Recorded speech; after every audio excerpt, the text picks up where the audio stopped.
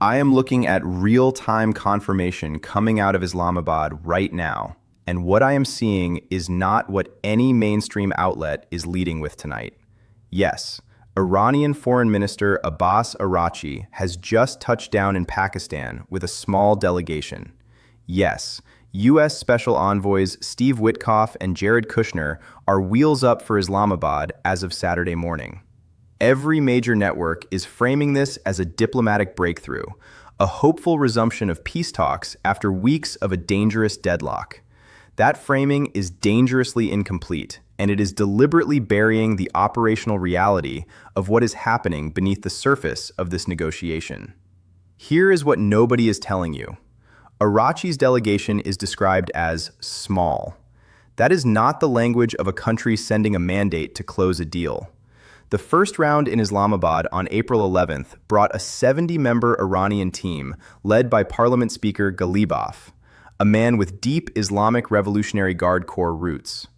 Tonight, Iran is sending its foreign minister with a small team for what Tehran's own state news agency, IRNA, is calling a bilateral visit with Pakistani officials, not direct talks with the United States. That is a critical distinction that every headline is smoothing over. What I have spent the last several hours reviewing tells me that the unresolved nuclear enrichment question, Iran sitting on approximately 460 kilograms of 60% enriched uranium, enough material by multiple estimates to arm close to a dozen warheads, has not moved 1 centimeter since April 12th. The Strait of Hormuz remains under dual pressure from Iran's mining operations and the U.S. naval blockade simultaneously. And Trump has publicly stated the clock is running out for Tehran. This is not the beginning of a peace process. This is the final pressure valve before a catastrophic diplomatic collapse, or something far worse. Stay with me, because the geography and physics of what comes next make the stakes almost incomprehensible. To understand why Islamabad is the only city on Earth capable of hosting these negotiations, and why the geography of this conflict makes every hour of diplomatic delay exponentially more dangerous, one must step back from the headlines and look at the physical architecture of this crisis. The Strait of Hormuz is a choke point 21 miles wide at its narrowest navigational corridor. During peacetime, approximately 20% of the world's total oil supply and roughly 1/3 of all liquefied natural gas shipments transit this strait on any given day. There is no pipeline infrastructure on Earth capable of absorbing that volume if the strait closes permanently. The Red Sea alternative via the Bab el-Mandeb is already compromised. The east-west pipeline through Saudi Arabia carries a fraction of what Hormuz handles at peak capacity. The operational reality is simple and brutal. There is no bypass. There is no workaround. The strait is the jugular of the global energy system, and right now, 2 military forces are applying pressure to it simultaneously from opposite directions.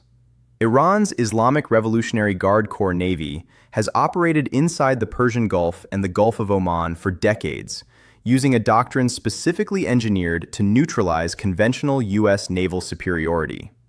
Their approach is not to match American carrier strike group firepower directly.